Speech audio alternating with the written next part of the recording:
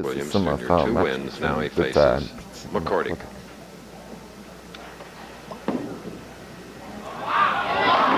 Ooh. 8 strikes in the last match. He had 6 in his first win. Good way to start. Now, McCordic, 35-year-old veteran, 5'11", 175, 2 titles in Fresno and Tucson.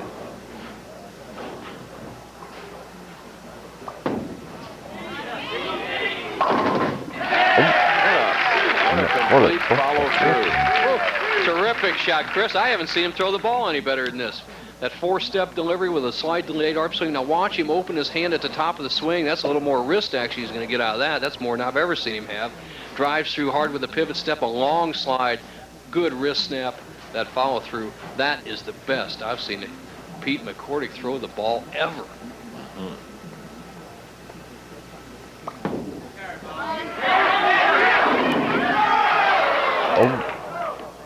Spinning didn't get the 7. The pin action has just not been there on this championship fair for the players. They've been around the pocket, have no trouble getting the pocket.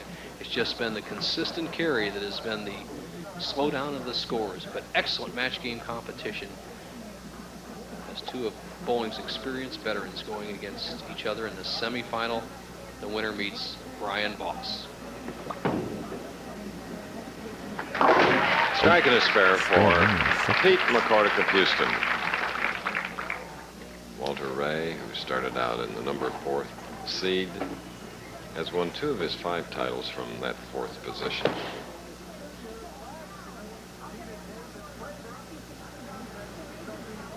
Don Carter in the light suit at the right of your screen with the shades.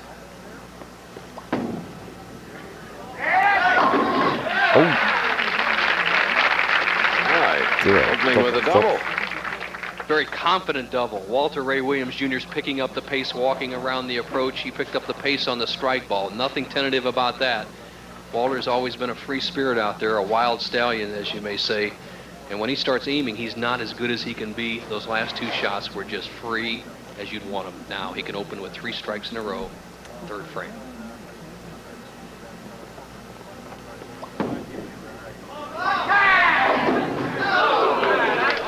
Happy with it, birding the split.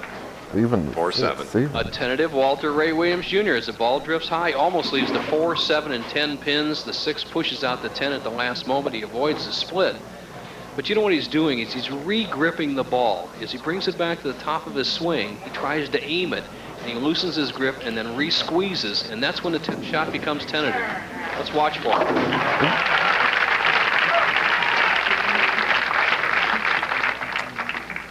Okay, we're revisiting New Orleans area for the umpteenth time.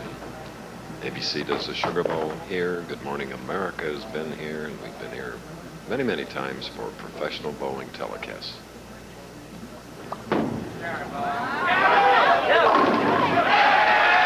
McCordic like that. He asked earlier what advice he would give to a young pro to keep him on the tour. I think a promising talented person about 16 years old should just bowl as much as he can. There's a lot of colleges now that offer scholarships for bowling. I'd recommend that he go to college, get his education, and then come out here on tour and bowl with us. But the first thing is to go to college first. Good advice.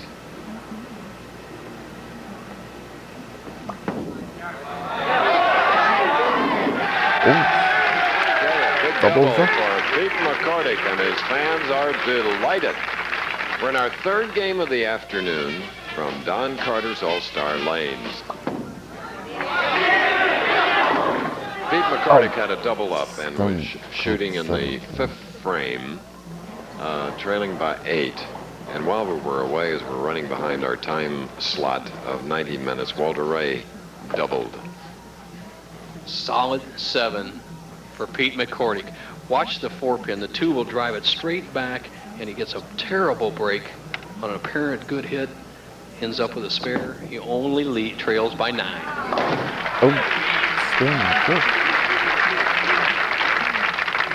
McCordic in his 23rd television appearance over the years.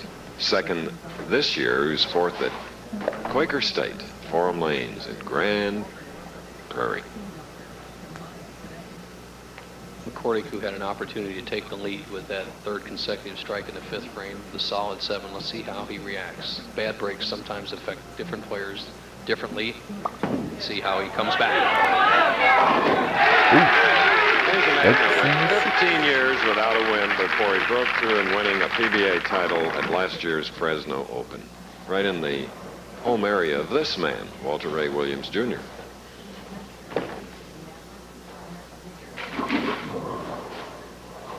Walter Ray, who's opting for one of his 3 re-racks that he's allowed in each championship game, apparently found something off spot. Usually it's the 3-pin that's slightly off spot and the players don't like it tight, so he's gone for his re-rack and he's up there now with a 9-pin lead, can extend to 19.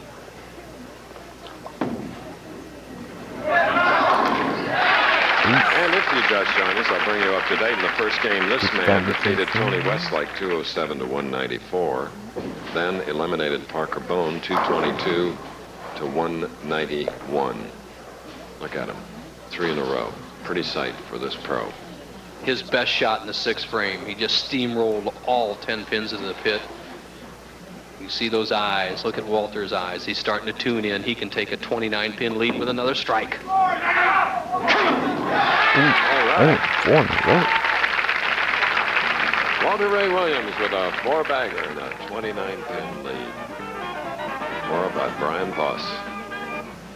Right now, Pete McCordic, who had a real tough break in the 5th frame, left a solid 7, needs a strike here to close the lead of Walter Ray Williams Jr.'s from 29 down to 19, 7th frame.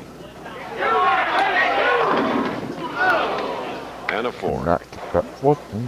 Boy, if you can't string them together in bowling, it makes it so difficult. It looks like you're really, really struggling. McCordic, let's look at his game. Strike in the 1st frame, 7-pin could have gone in the 2nd, threw a good solid double in the 3rd and 4th frames, solid 7 in the 5th, strike in the 6th, and here a 4-pin. He could have 7 in a row.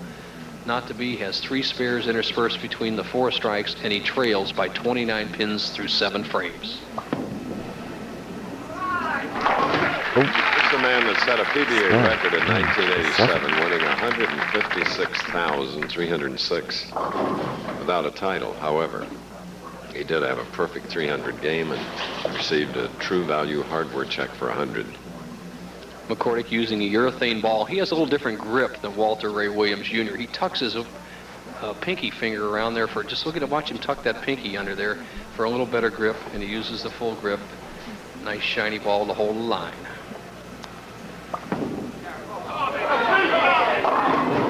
And a high hit leaves him with the 3-6. Chris, when you raise up before you hit a golf ball, you don't know where it's going, and the same thing happens with a bowling ball. Pete McCordic was pivoting with that pivot step, that right step into the slide, possibly took his eyes off the target, lifted up, ball went right through the heart, 3-6 spare to convert.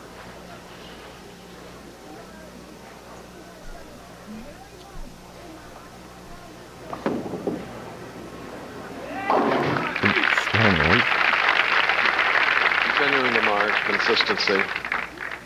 Spare in the 8th frame, and what a double header on ABC tomorrow at Assembly Hall in Bloomington, Indiana. The Wolverines come in to meet Bobby Knight's Hoosiers, and then Temple versus UNLV.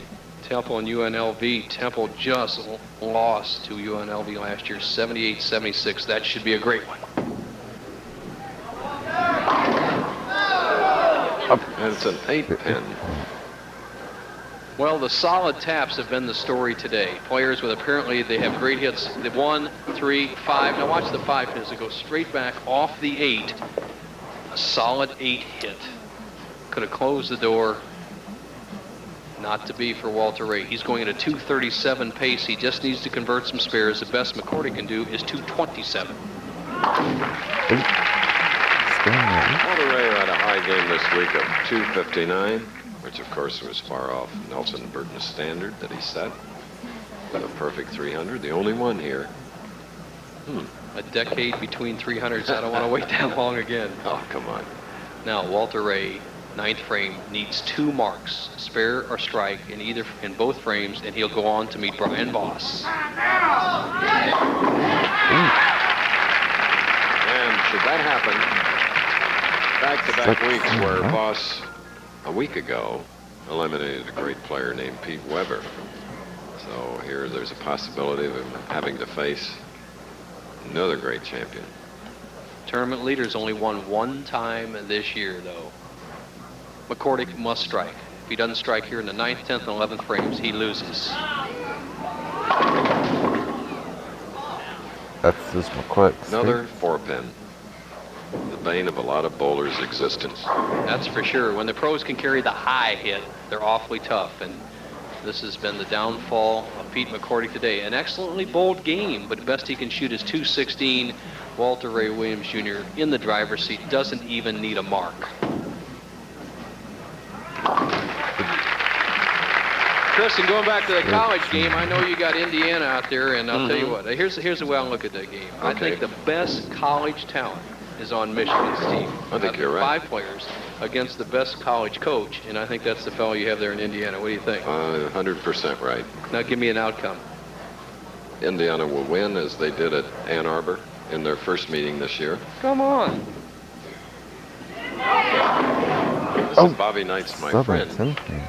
And if I chose against him, I might never live in Indiana again. Well, this match has already been determined. It's going to be Walter Ray Williams Jr. against Brian Boss. All right. The Riverboat Gambler. Boys in the right town.